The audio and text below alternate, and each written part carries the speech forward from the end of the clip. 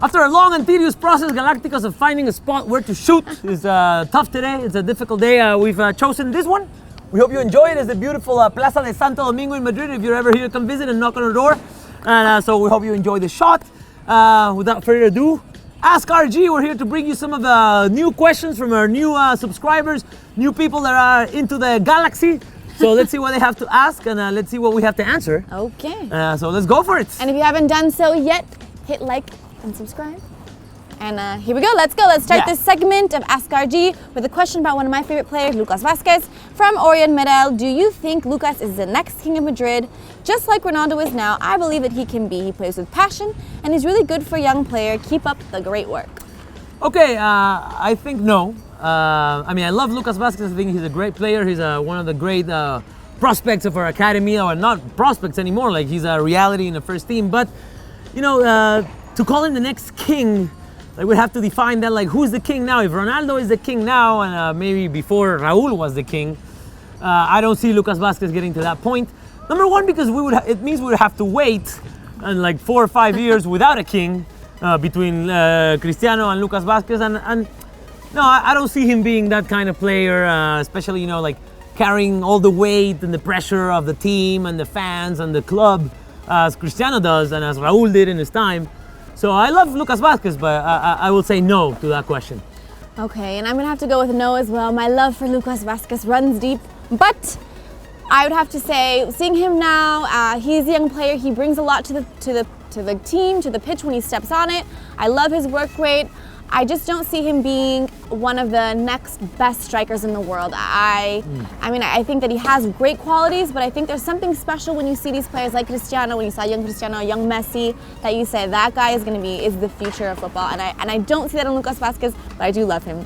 Agree. Okay, moving on. Next question. Next question, and this is for you, V, because you have traveled to many stadiums in Spain and in Europe. From Manit Meta, what other stadium atmospheres have you liked the most other than the Bernabeu?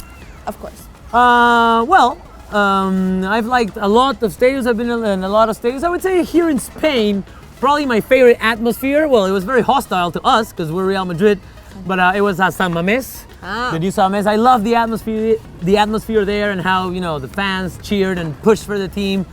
I just loved it. Stadium, huh? The stadium is beautiful. It's brand new. It's like 2 or 3 years old.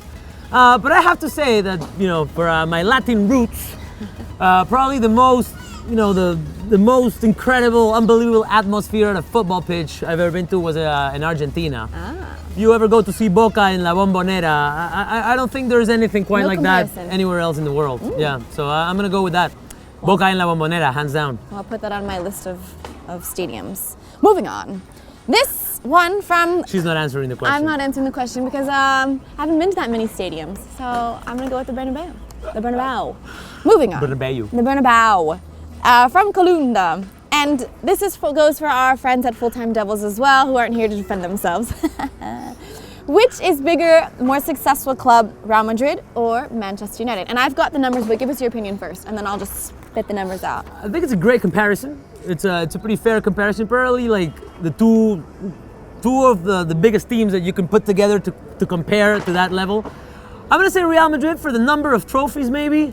I'm not quite sure how many Premier Leagues Man United have, and I'll tell you in comparison. I'd say maybe, you know, they're pretty even together, pretty even up there, especially in the repercussion outside of their own countries. Right. I would say that probably, like, you know, the biggest club in the world, you know, outside of Spain is Real Madrid. Probably Man United as well. You know, is the biggest club outside of England would be Man United for sure. Yes. Regarding titles and you know, stars that have played, I think they're pretty similar. I'm gonna say Real Madrid because normally you would measure bigger clubs by European titles, and Real Madrid have more. Not many more though, and I'm not quite sure on the numbers right now. I'll tell you right now. But I'll say Real Madrid. Let Ashley bring the stats in. I'll bring the stats in for you. Okay, so how many league titles has Manchester United won? 20 versus our 32. Okay. How many FA Cups? They've won 11 FA Cups versus our 19 Copa del Rey. Okay. Champions League, we've got them almost tripled actually. Chelsea. Man United has won 3 Champions Leagues, whereas we have won 10, and we are playing for the 11th Champions League Okay. pretty soon.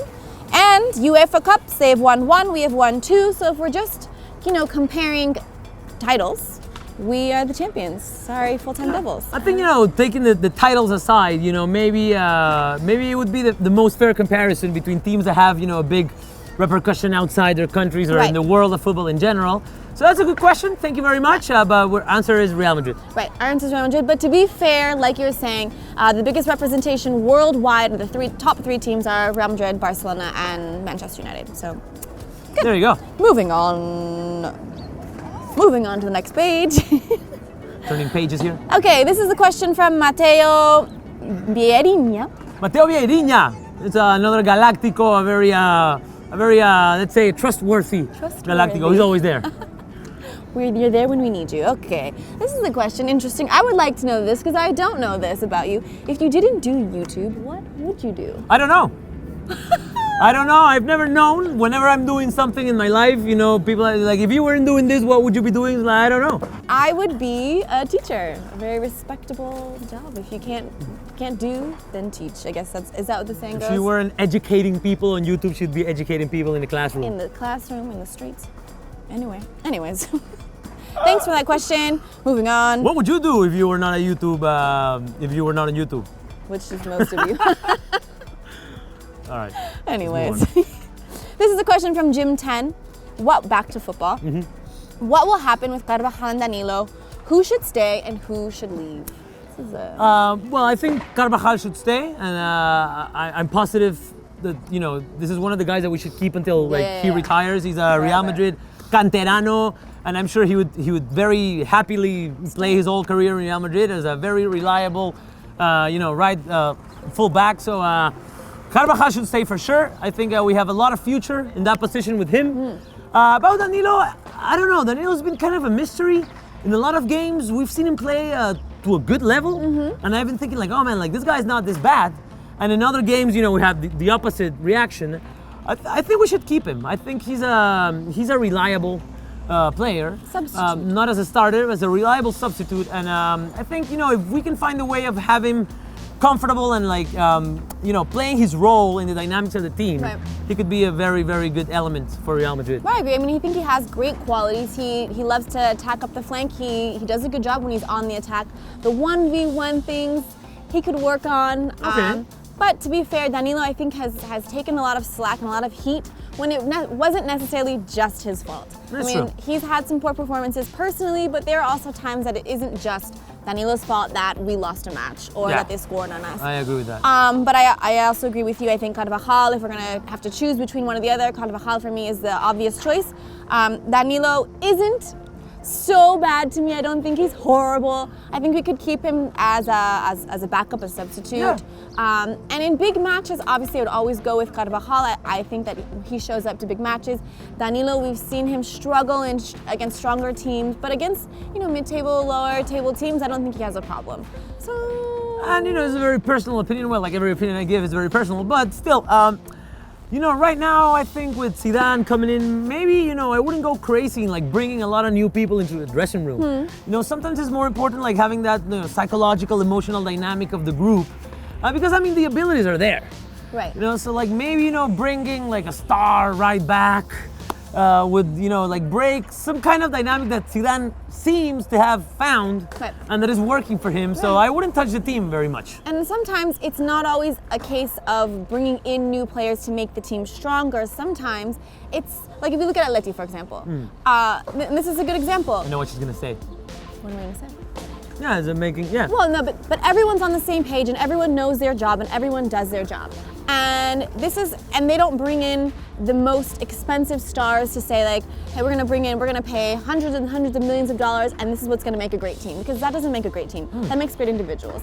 And so I think that, for example, in this case for Danilo, if Zidane can get everyone on the same page, especially on the defense and on the defensive end of the ball, I think that maybe Danilo will have a better time. Yeah, I think in that dynamic, definitely like, there's a strength of bringing out the best in a player. Right. Instead of just like bringing a very expensive player to hope he saves you or whatever. Right. So I think Zidane is creating that environment where like every player will give his best. And I think Danilo's best is nothing to to look down upon. No. Danilo's best. Danilo's. But thank you. Next question. That was a long That- answer. That was a very long answer. We were protecting or whatever that. I don't know the word. I can't speak English right now. Anyways, moving on from Martinez Dzidziulas. Which player was the biggest disappointment of the season? Since it's almost over. It's a good question. I'm gonna say disappointment. Including what you expected, of course, Right. and not necessarily the fact that he was bad. I'm gonna say I was disappointed with all that happened with James Rodriguez. Not with him, but like with all that happened, with all we were expecting about from him, and that didn't happen, and all this. I would say James. No, I agree. I was going to say just the same thing. James, I think, coming off of a good season last season, and then this season we were expecting the same level or something even better. And Yeah. we had high expectations of him, and we saw him, sometimes playing mediocre, sometimes playing really great, just inconsistency in his play. We didn't see him ever solidifying that starting position in starting 11. And so I was just expecting a lot more from James, and I hope that he can stay. And It's true. I mean, also talking so much about this, we've realized it was too much to expect from a young player like that to come to Real Madrid as a star, be a star the first season, and then just be a star consistently. I think that's only happened with Cristiano. And it was kind of unfair to expect that from James. It's normal to see that adaptation process, especially to a team with so much pressure like Real Madrid. Yeah. But also I want to point out that maybe Kroos is doing better now, but looking at his whole year, I think that's also a big disappointment for me. I would have expected more consistency, especially that consistency from Toni Kroos. I mean, we're talking about a World Cup winner, the star of the German national team. Right. I don't know. Maybe I would say Kroos too. But to play devil's advocate, even though we have seen Kroos playing in this position with Ancelotti in the defensive holding center midfielder, it's not his natural position.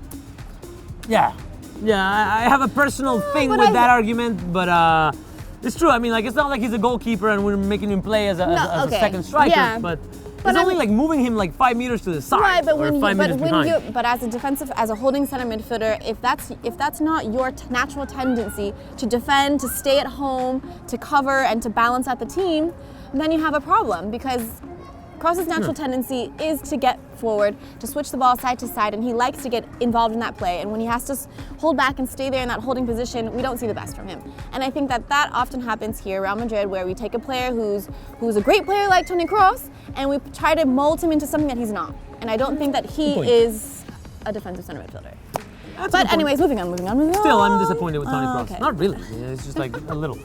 Just like this much. Anyways, from Dren Taki, who are your 3 finalists for the Ballon d'Or? For the Ballon d'Or, thank you for the question. I'm going to say, well, evidently until they retire, it's going to be Cristiano and Messi and somebody else. So I don't think this year is going to be the year that breaks that dynamic that's been going on for the last 10 years, or 9, or 8. But I'm going to say Jamie Vardy. Jamie Vardy! Yeah, I know that's not going to happen, but Vardy, definitely, being the top striker of one of the biggest, surprises in the history of modern sport, and making Leicester City winner of the Premier League, I'm gonna say Jamie Vardy. Why not? I'm gonna go with you as well. I was thinking about that earlier. Jamie Vardy. Probably it's gonna be Suarez or Neymar. I don't think Neymar. they deserve it. I don't think Neymar. Not Neymar. It also depends a lot on I don't think this awards are well placed in time, because it's given in January, and then we'll still have to wait what happens in the Euro Cup, in the Copa America. So we'll have to wait. But I'm gonna say Ronaldo, Messi, and Jamie Vardy. Jamie Vardy, Vardy. Okay, and our last closing question coming from a Galactica. So we have to shout out the ladies out there. Shout out for the ladies. We know you're there. We appreciate you following us. We appreciate your questions, and keep them coming. If you're a lady and you haven't commented on a question, send them on in. Okay, from Liliana Camacho. Is it true that Madrid is the team with the fewest Kings Cups? No, it's not true. Thank you for the question. The fact that there are some teams that have more Copas del Rey, Kings Cups than Real Madrid. Got the numbers. Maybe it was heard in an argument Barcelona have X, Athletic de Bilbao have X minus 1, and Real Madrid have X minus 2. Maybe the question was not well placed.